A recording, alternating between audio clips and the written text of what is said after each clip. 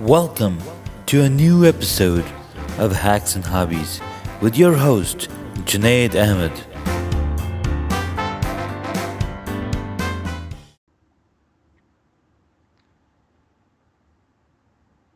Welcome to another episode of Hacks and Hobbies, where I talk about my hacks and my hobbies. Currently, I'm talking about my bees, honeybees specifically. I am in love with the art of beekeeping. The bee husbandry is how they call it. Is something that requires immaculate patience and a lot of perseverance. Now, my mentor mentioned something that every time you manipulate your hive, you go in there and work on the beehives, work on the bees, work on the frames, moving them around, etc. Every single time you do that, you push back their work by 2 to 3 days. And I was wondering why that is. And to come to think of it, well, it's like you're rearranging a blind man's furniture in his home.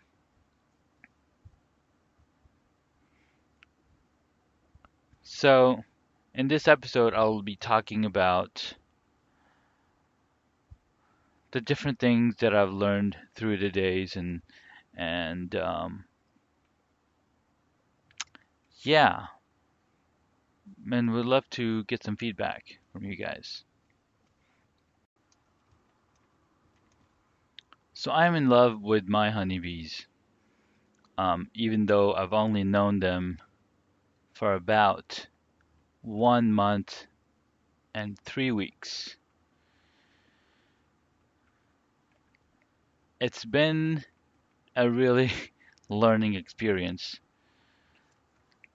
Like our instructor said, the difference between a beginning beekeeper and an experienced beekeeper is that an experienced beekeeper has a long list of things not to do.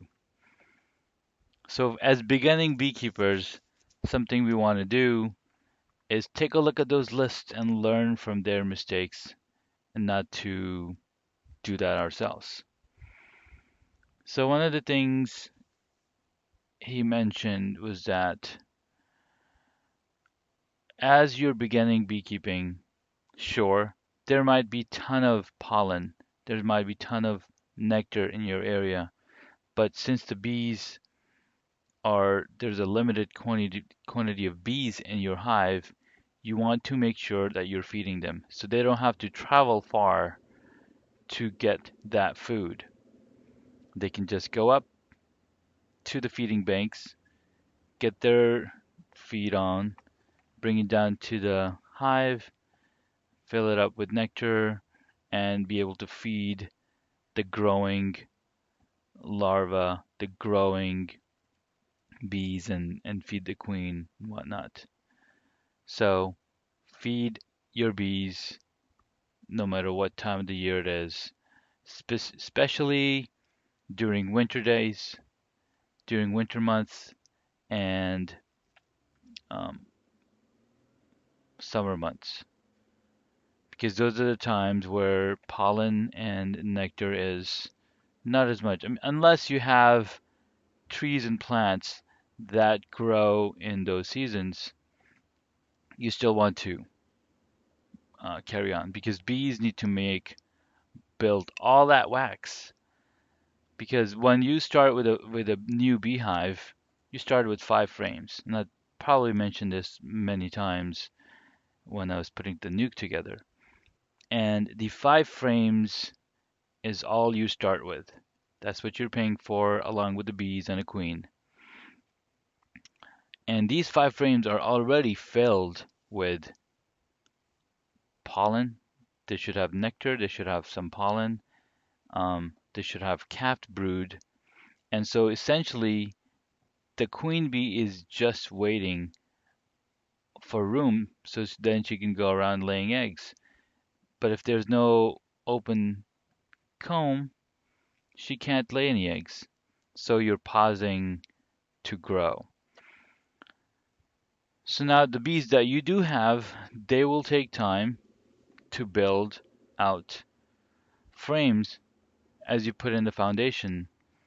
The frames and foundation that you put in, the wax need to be drawn out on there. And the bees will all can only draw it out if they have food available. So that's something that you want to uh, keep top of mind. You also want a water source nearby, and the mistake I did is I put a huge water source. I put a huge compared to how big the bees are. All you need is probably a 8-inch to 12-inch plate size, deep enough for water to stay, and then you put stones in there so bees can come sit on it and get their honey, get their water on. So that's something you want to take care of. So my water source was a 5 foot pool, maybe a 4 foot pool, is currently, and with no running water, stagnant water, I noticed that there was mosquitoes around since it's springtime. And I was like, oh, this is not good. Immediately I went and bought some um, mosquito donuts that deter the hatching of mosquito eggs. The other thing that I also did was spray the top of the pond with bug repellent. So I don't know if the bees are drinking water from that pond, but I need to dump all of that water out and probably get some fresh water.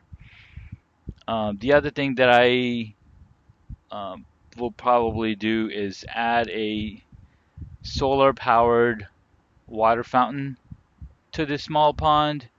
That way, because mosquitoes do not like moving water. So that will deter them from even approaching it.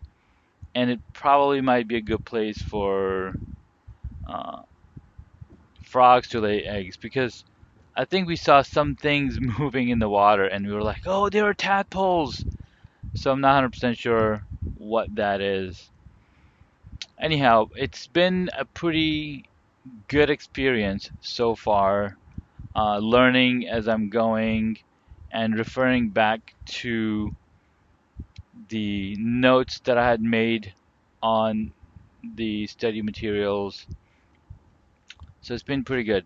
And I have been using those study material to talk about the basics and again, relearning myself of all the things that I learned initially almost 6 months ago. So yeah, it's been pretty good. Um, so this weekend, actually tomorrow morning, I will be getting my second beehive. So that means I have tonight is the only time I have available to go in there and build the frames for the new hives that are coming in. I could probably also use the frames for my current beehive and put those in the new beehive. That way, the because the old hive has enough population to draw out comb quite quickly. In fact, I'm going to be checking that this weekend.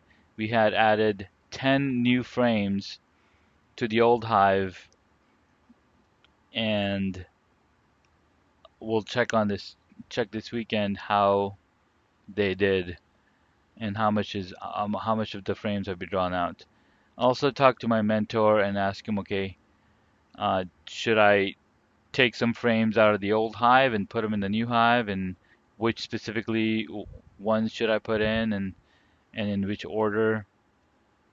So that will be a good experience to go through, motions to go through. So things on the docket is build the frames. I've got 30 frames unassembled right now and 30 foundations. So I'm gonna build at least 10. If I'm on a roll, I'll probably even build all 20 of them or all 30 of them. It all depends on how tired I am and how much time I have available, but I need at least 10 of them. Um, Even just 5 would suffice to get them started. So that's on the docket for tonight. Some of the other things that I need to do is I need to paint. Oh, I should have painted. I need to paint the top cover, and I need to paint the telescoping cover and the top cover um, for the beehive, for the new hive. Since I do not have extras, I probably should have done that last during the week, and I totally forgot. Should have done that last week. Anyways, that is where I am currently at. I just wanted to put out this podcast, put out this episode, so I don't have stale content, and you can follow along and see what's going on. It is also the beginning of summer. Actually, beginning of summer is around June 21st. So coming, we've got 21 days till June 21st. We should have some more bees, and it's going to be exciting. So, anyways, that's the episode for this time around. It's going to be short and sweet. Just a quick update. Thank you so much for listening and following the podcast and the journey. I've got my humblebees.com website set up.